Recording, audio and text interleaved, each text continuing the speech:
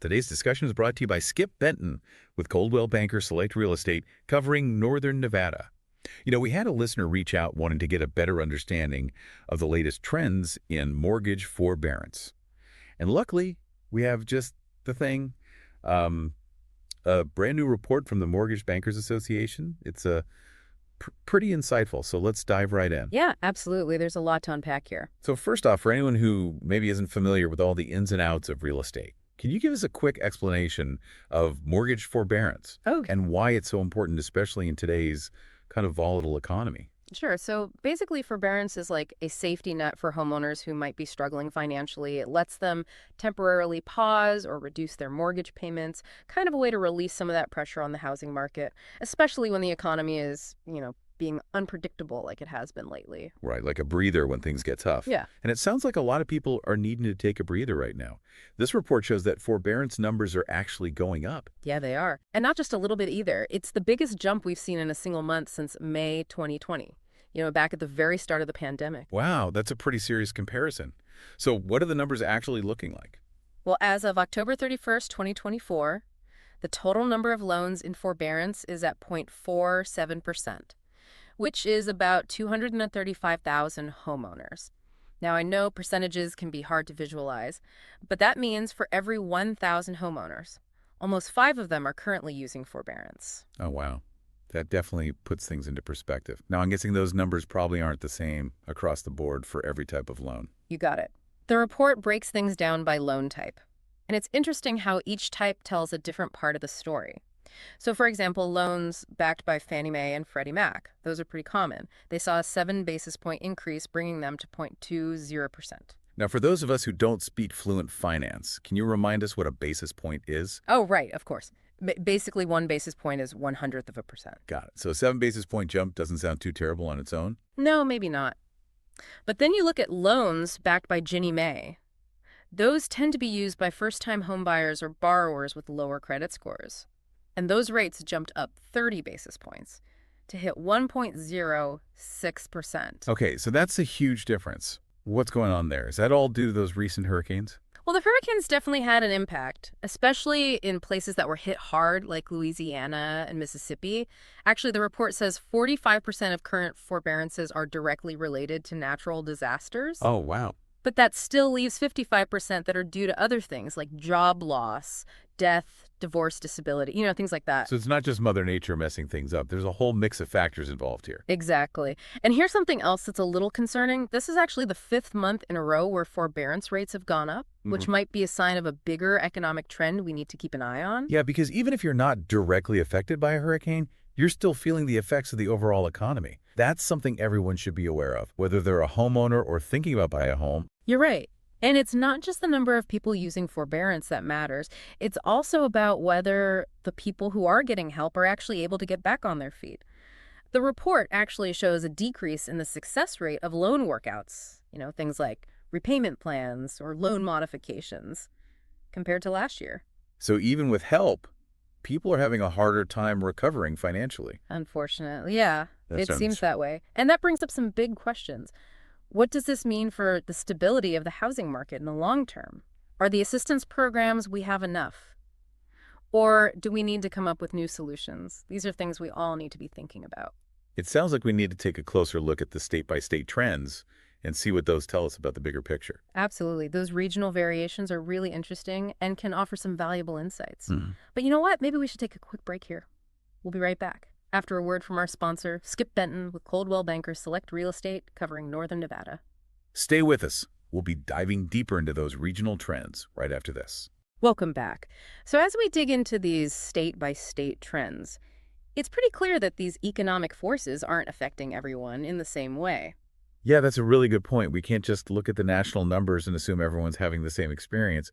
So let's narrow our focus a little bit. Yeah. Where are we seeing people struggling the most? Well, if you remember those hurricane-stricken areas we were talking about, Louisiana and Mississippi are really feeling it.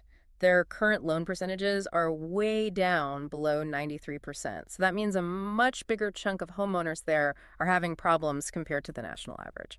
So even with the assistance programs, those natural disasters are having a long-lasting impact. It makes you think about the people who maybe didn't have the resources to prepare for something like that in the first place. Exactly. It highlights those vulnerabilities that can really get amplified when a crisis hits. It's like a reminder that economic resilience isn't spread out evenly. And certain communities end up carrying a heavier load. That's true. But it's not all bad news, right? There must be some areas where homeowners seem to be doing a little better. Oh, yeah, definitely. If we look at states like Washington, Idaho, and Colorado, it's a different story altogether. They have current loan percentages well above 97%, which is a huge difference from the areas that are struggling. So what are they doing differently? Are homeowners in those states just better at managing their money or something? Well, it's probably a mix of things. The report actually says that those 5 states with the highest share of current loans are all in the West. And that region has seen pretty strong economic growth in recent years. Having a strong job market, lower housing costs, and a more diverse economy can really help protect against mortgage distress. So where you live really does matter. It's not just about the house itself, but the whole economic environment you're buying into. You got it. And it's important to remember we're talking about real people here, not just numbers on a spreadsheet. These trends are affecting the lives of individuals and families who are just trying to make homeownership work. It's a good point. We can't just look at the data without thinking about the human stories behind it. Right, and those stories tell us that a lot of homeowners are facing a tough road ahead, even with the assistance programs. If you remember that decline in loan workout performance we talked about, that's a sign that getting back on track financially is becoming more and more challenging. Like the safety net is getting weaker. So what can we do? What can homeowners, potential buyers, really anyone listening do to handle all of this? Well, that's the big question, isn't it? The first thing is knowledge is power. Stay informed. Resources like this report from the Mortgage Bankers Association. They give you really valuable insights into market trends and the potential risks. Right, don't just ignore everything and hope for the best. Get educated, understand what's happening, and make smart decisions. Exactly. And if you already own a home, be proactive about managing your mortgage. Don't wait until you're in a crisis to look at your options. Review the terms of your loan, learn about the assistance programs that are available, and reach out to your lender if you think you might run into problems. Taking action early is key, right? Yeah. It's way easier to deal with a financial problem when it's small. That's right. And for anyone thinking about buying a home, now's the time to be extra careful. Really assess your finances, think about the possibility of interest rates going up, and maybe most importantly, find a professional you trust who can help you through the process. Someone like our sponsor, Skip Benton with Coldwell Bankers Select Real Estate covering Northern Nevada. He understands the local market and can help you navigate these tough times. Speaking of Skip, we'll be right back after a quick word from him. Stay tuned. We've got some final thoughts and a key takeaway coming up. And we're back. So, wrapping up this deep dive into mortgage forbearance, one thing keeps sticking with me. It's not just about these numbers and percentages. We got to remember the actual people behind all of this. Oh, definitely. It's easy to get caught up in the data, but each one of those data points represents a homeowner, a family, a life that's being affected by these trends. Yeah, and this isn't just a temporary thing. We're seeing a change in the reasons people are using forbearance. It's not just the pandemic anymore. It's a lot of different challenges all coming together. Yeah, right. To me, that points to a deeper kind of vulnerability in the housing market. It's not about one single event like COVID. It's a bunch of economic pressures, life events, even natural disasters like we talked about. So like a perfect storm, kind of. Yeah, in a way. And it means we can't just rely on a one-size-fits-all solution. Policymakers, lenders, even individual homeowners, everybody needs to adapt to how things are changing.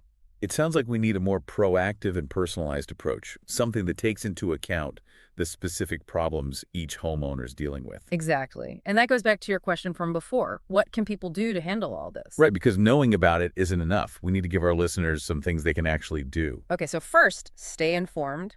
Use resources like this Mortgage Bankers Association report, local news, even talking to real estate professionals.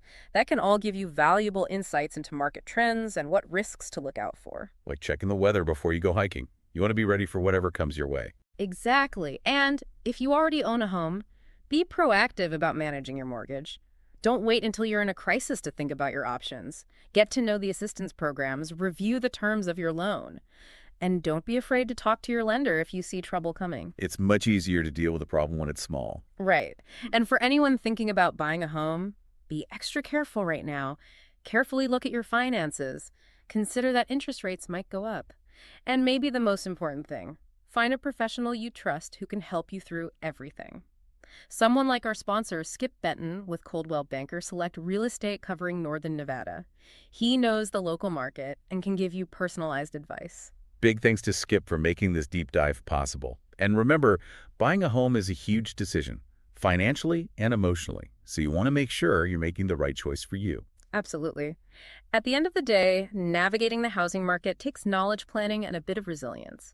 It's about understanding the risks, looking at your options, and making smart decisions, decisions that fit your long-term goals. Well said.